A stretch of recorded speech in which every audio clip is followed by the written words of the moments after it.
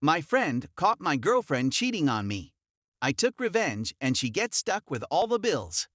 I met my ex when we were both enrolled in a career training program. After finishing the program's classes, we moved into a studio apartment and began hunting for jobs. After roughly 6 months of looking for work, I was able to secure a position at a manufacturing. In addition, I was delivering Chinese cuisine for a nearby restaurant. She couldn't find work, so I ended up paying and taking care of everything for her since she also had a medical issue. A year and a half later, I returned to work and am promoted to a new position. I'm still working 12-hour hours at the factory, but it's now a lot more money and I'm doing much better financially. That's when we get married, and then we move to a larger house on the other side of town. I eventually resigned the Chinese food job, but my eldest sister, OS, had a flooring firm and required mine and my closest friend's assistance. We may refer to him as BF. So, after getting paid from the factory, I need a normal routine of getting my check cashed, getting groceries, paying what bills needed to be paid, driving back to the house, and then waiting for a friend to call me so we can hang out for a little bit before I went to sleep and did it all over again. When we had to go to work, BF would sometimes remain at my place, and he would sometimes leave things there and have to come back for them. That will come into play in a moment. After I finish all of my errands, another buddy of mine phones to inform me that BF is coming to meet me at his place. He has something vital to convey to me. We may refer to him as AF. So, I go over to his place, and while I'm waiting for BF to arrive, AF says he has something very important to tell me, but he won't tell me what it is. When BF arrives, he orders me to come outside and get in the vehicle. I asked him what he wanted to tell me, but he won't tell me until I'm in the vehicle. So I go in, and I hear the door lock, so I turn over and casually, with my finger, I switch the latch back open and he doesn't even notice. BF turns around and adds, "I went to your place last night to fetch my phone charger and saw a shadow go across your living room curtains into your bedroom." What do you mean? BF, I'm not joking, man. I saw a man in your home. He was standing in your bedroom in his boxers. When I got over, X was on her knees answering the door, and I saw this guy's clothing on the floor next to the sofa. My thoughts was just filled with fury. I grabbed the door handle and opened it. He couldn't believe it wasn't locked, ran out, and hopped in my vehicle. I pulled down my window and suggested that you accompany me. I returned home and saw her asleep. I ripped the hose off her sleep apnea machine and startled her awake. Me. This is one of those situations when you'd best tell me the truth. Who in the world was here last night? X. This is just a buddy of mine. Me. Are you a man? X. He came over when we were watching TV. Me. What's the deal with BF telling me he was in his boxers in our bedroom? I stepped out, grabbed the phone, and dialed BF number. He remained at AF home. Please forgive me for not remembering every aspect of the talk, but this was 12 years ago. I put him on speaker, and we were all fussing over it, and she told him something last night that she couldn't tell me. I hung up after finishing my conversation with BF and convincing him that I wasn't planning to murder her. She was weeping and attempting to persuade me that nothing had occurred. X. Believe me, honey, there was no action. Me. What exactly did you say to him? X. I explained to him that he was just flirting with me. I did not purchase it, so I decided to sleep on it till I figured out what I was going to do next. I awoke that afternoon and pretended to trust her.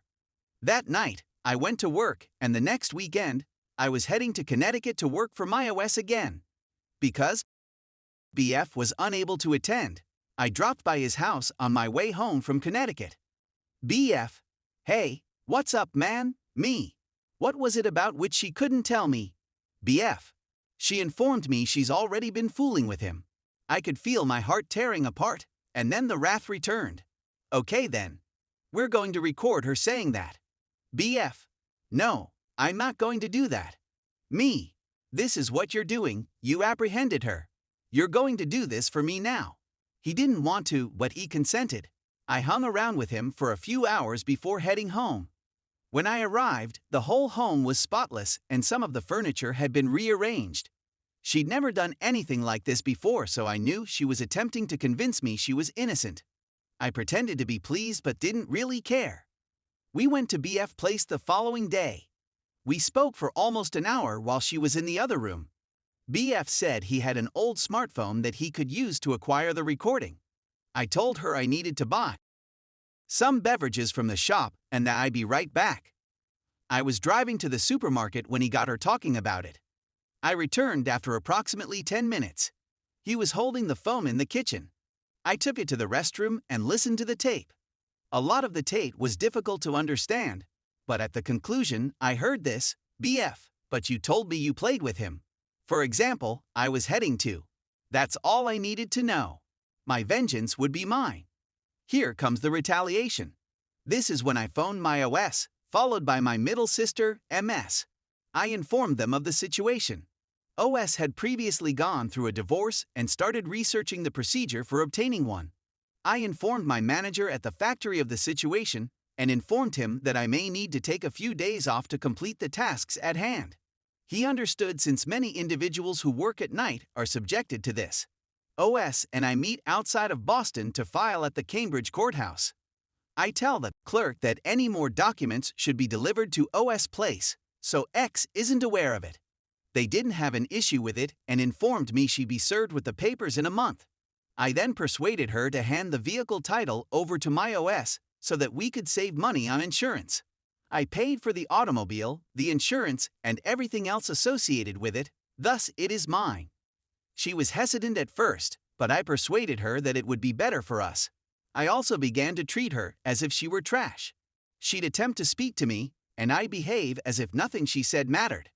I startled her awake one morning by removing the hose from her machine and in it. We were still intimate, but I gave her the respect she deserved. She was still unsure about what was going to happen next. My OS had the automobile title re-registered in her name in New Hampshire and the plates ready. On Saturday morning, BF and I were working for her and had everything planned out. I spent the remainder of the day at BF Place until about 10 p.m. when I headed home. I told her we needed to get some sleep since OS and MS were both coming to see us at 9 a.m. I awoke the following morning and prodded her awake. I got out of bed and took a shower. I washed my teeth and put on my clothes. I exited the restroom and entered the bedroom. She was still in her bed. For example, why are OS and MS arriving so early? Me. Oh, they're on their way to aid me. At the time, I began removing all of my clothing from the closet and storing them in boxes and bags. What are you doing, for example? Me. How does it appear? I'm going to leave you. For example. What? Why? Me. And here's why. I go into my jacket pocket and bring out an ancient smartphone, which I play for her. She is taken aback when she overhears the exchange. For example. What was that? Me. You know exactly what it was. You made a commitment to me and then broke it. It's all over now. I've already filed for divorce, and they'll be there today to serve you. X. My mother warned me that you may do anything like that. Me. Maybe you'll listen to her the next time. X. What about all of the lovemaking we've been doing all these time? What do you think? X. You took advantage of me. Me. Oh, exactly like you've been doing to me for the previous 4 years. She jumps up, grabs the phone, and dials her mother's number. She begins sobbing into the phone as she speaks to her. Meanwhile, I take out my smartphone and begin phoning the landlord to inform him that I have paid 3 months of our 6-month lease and that he may go after her for the remaining months. And then I call the electric company and instruct them to turn off the electricity at the location tomorrow. Her name was on the cable, gas, and vehicle insurance policies.